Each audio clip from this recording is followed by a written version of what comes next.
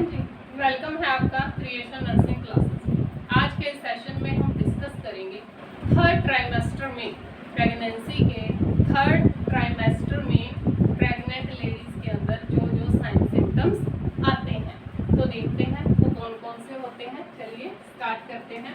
तो third trimester यानी कि लास्ट 7, 8 और 9 मंथ, या कहें कि टिल डिलीवरी, जब तक डिलीवरी ना हो जाए, तो 7 मंथ से लेके 9 मंथ या टिल डिलीवरी तक का जो टाइम होता है उसे थर्ड ट्राइमेस्टर बोलते हैं। तो थर्ड ट्राइमेस्टर के अंदर क्या होता है कि एमेनोरिया कंटिन्यू रहेगा फर्स्ट, सेकंड और थर्ड, यानी कि जब तक प्रेगनेंसी है up to pregnancy amenorrhea continue रहता है। सेकंड, एनलार्जमेंट ऑफ एब्डोमेन, तो जैसे जैसे फिटस का आकार बढ़ेगा उसका वजन बढ़ेगा और उसी के साथ जो मदर है उसका एब्डोमेन भी बढ़ता रहता है।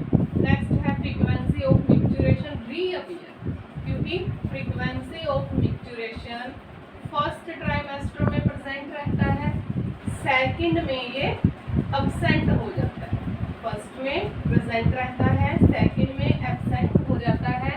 अब थर्ड ट्राइमेस्टर में ये वापस से रीअपीयर हो जाता है। रीज़न क्या रहता है, क्योंकि अब जो यूरिनरी ब्लैडर है उसके ऊपर जो फिटस है उसका दबाव पड़ता है, तो प्रेशर की वजह से, फिटस के प्रेशर की वजह से क्या है, फ्रीक्वेंसी ऑफ मिक्चुरेशन दोबारा देखने को मिलता है। इसके बाद लाइटनिंग हो जाती है।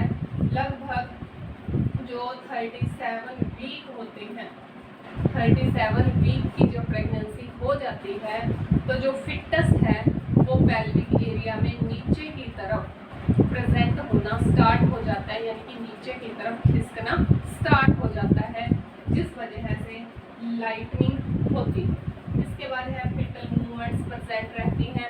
इसके बाद ब्रेस्ट जो चेंजेस हैं ये साइन भी कंटिन्यू बना रहता है, ब्रेस्ट चेंजेस होते रहते हैं। फिटल पार्ट्स और फिटल हर्ट साउंड हमें सुनाई देगी और फिटल पार्ट्स को हम पल्पेट कर सकते हैं।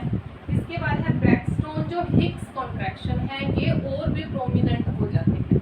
सेकेंड ट्राइमेस्टर में दिखाई दिए थे, तो अब क्या है, अब और भी ज़्यादा ब्रैक्सटोन हिक्स कॉन्ट्रैक्शन हमें देखने को मिलते हैं।